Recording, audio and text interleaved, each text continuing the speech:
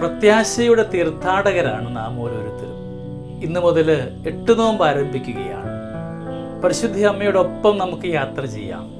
ദൈവത്തിരുസന്നിധിയിലേക്ക് അമ്മയുടെ കരം പിടിച്ച് യാത്രയാകുന്നവരാകുവാൻ നമ്മളെ ഓരോരുത്തരെയും യോഗ്യരാക്കണമേ എന്നാവട്ടെ നമ്മുടെ ഇന്നിൻ്റെ പ്രാർത്ഥന.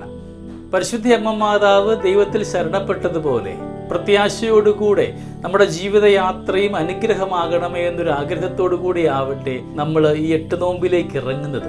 വരുന്ന 8 ദിനങ്ങളുടെ പുണ്യം നമ്മുടെ ജീവിതത്തിൻ്റെ ഭാഗമാക്കുവാനായിട്ട് നമുക്ക് ആത്മാർത്ഥമായിട്ട് പരിശ്രമിക്കാം. ഇത് ജൂബിലി വർഷം കൂടിയാണ്. ഈ ജൂബിലി വർഷം നമ്മുടെ ജീവിത മേഖലയിൽ എവിടെയാണോ ഒരു നവീകരണം ആവശ്യമായത്, അപ്രകാരമുള്ള മേഖലകളെയൊക്കെ ദൈവത്തോട് ചേർത്ത് വെച്ചുകൊണ്ട് അമ്മ മാതാവിൻ്റെ കൃപ നമുക്ക് യാചിച്ചുകൊണ്ട് ഈ 8 നോമ്പ് നമുക്ക് അനുഗ്രഹമാക്കി മാറ്റാം. ഈശോയിലേറെ സ്നേഹമുള്ളവരെ, ഇന്ന് സെപ്റ്റംബർ മാസം 1-ാം തീയതി പരിശുദ്ധ കത്തോലിക്കാ തിരുസഭ ഇന്ന് 8 നോമ്പിൻ്റെ നിറവിലാണ്.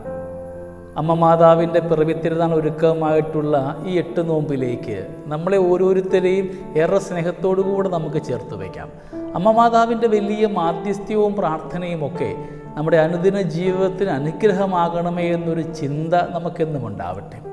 ഇന്ന് മുതൽ നാമൊക്കെ അർപ്പിക്കുന്ന ഓരോ ജപമാല സമർപ്പണവും ഏറെ അനുഗ്രഹത്തിൻ്റെതാകുവാൻ, ജപമണിയിലൂടെ കടന്നു പോകുമ്പോഴൊക്കെ അമ്മ മാതാവിൻ്റെ നിറസാന്നിധ്യം അനുഭവിക്കുവാൻ നമ്മളെ ഓരോരുത്തരെയും പ്രാപ്തരാക്കണമേ എന്ന് നമുക്ക് പ്രാർത്ഥിക്കാം. ഈ വരുന്ന 8 ദിവസങ്ങളിൽ ഏറെ പ്രാർത്ഥിക്കുന്നവരാകുവാൻ സാധ്യമാകുന്നവരൊക്കെ ജപമാല പ്രാർത്ഥനയിലൂടെ അമ്മയെ വണങ്ങുവാനായിട്ട് പരിശ്രമിക്കണം. വെറുതെ ഒരു വണക്കത്തിനപ്പുറത്തേക്ക് ഒരു വലിയ പ്രാർത്ഥനാ നിയോഗവുമായി കാനായിലെ കുടുംബത്തിൽ പരിശുദ്ധ അമ്മയുടെ സാന്നിധ്യം അനുഗ്രഹമായതുപോലെ നമ്മുടെയൊക്കെ അനുദിന ജീവിതത്തിൽ ഈശ്വര സാന്നിധ്യം അനുഭവിക്കുവാൻ നമുക്ക് പരിശുദ്ധ അമ്മയുടെ ചാരയണയാം. ജപമാല പ്രാർത്ഥനയിലൂടെ നമ്മുടെയൊക്കെ ജീവിതത്തിലേക്ക് ഈശ്വരകൃപ ഇറങ്ങി വരട്ടെ.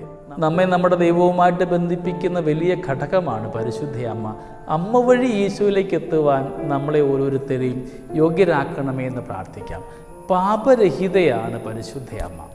പരിശുദ്ധ അമ്മയുടെ ജീവിതത്തിൽ യാതൊരു തരത്തിലുള്ള മാലിന്യമോ കളങ്കമോ ഉണ്ടായിരുന്നില്ല. ദൈവത്തിൻ്റെ പ്രത്യേകമായ പദ്ധതി പ്രകാരം അവളെ പ്രത്യേകമായിട്ട് രൂപകൽപ്പന ചെയ്തതാണ്. ദൈവത്തിൻ്റെ പ്രിയപ്പെട്ട മകന് ജനിക്കുവാൻ പറ്റിയ ഇടമായിട്ട് പരിശുദ്ധ അമ്മയെ ജനനത്തിന് മുമ്പ് തന്നെ വിശുദ്ധീകരിച്ചതാണ്. രക്ഷകൻ ഈ ഭൂമിയിലേക്ക് മനുഷ്യാവതാരം ചെയ്യുമ്പോൾ അതിനുള്ള ഇടമാക്കി പരിശുദ്ധ അമ്മയെ വിശുദ്ധീകരിക്കുന്ന ദൈവം.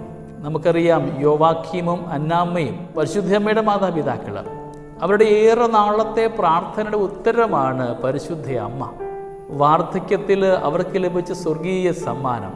ഈ അമ്മയിലൂടെയാണ് ഈ ഭൂമിയിലേക്ക് രക്ഷകൻ മനുഷ്യാവതാരം ചെയ്തത്. സ്നേഹമുള്ളവരെ, നമ്മുടെയൊക്കെ അനുദിന പ്രാർത്ഥനയും അനുഗ്രഹമാകണമെങ്കിൽ നമ്മുടെ പ്രാർത്ഥന ദൈവത്തോടൊപ്പമായിരുന്നു കൊണ്ടുള്ളതായി മാറണം.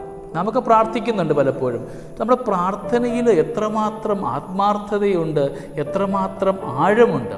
ഞാനും എൻ്റെ ദൈവവും തമ്മിലുള്ള ഒന്നാകലാണ് പ്രാർത്ഥനയെങ്കിൽ എൻ്റെ പ്രാർത്ഥനയിൽ എത്രമാത്രം ഞാൻ എൻ്റെ ദൈവവുമായിട്ട് ഒന്നായിട്ട് പോകുന്നുണ്ട്. പരിശുദ്ധ അമ്മ പാപരഹിതയായിരുന്നു. അതുകൊണ്ട് അമ്മയുടെ ജീവിതത്തിലേക്ക് ഈശ്വര സാന്നിധ്യമെന്നും ഉണ്ടാകുന്നുണ്ട്. നമ്മുടെയൊക്കെ അനുദിന ജീവിതത്തിൽ ഈ പാപ സാഹചര്യങ്ങൾ ഉപേക്ഷിക്കണമെങ്കിൽ നമുക്ക് വേണ്ടത് പരിശുദ്ധ അമ്മയുടെ സാന്നിധ്യവും കൃപാവരങ്ങളും ഒക്കെയാണ്.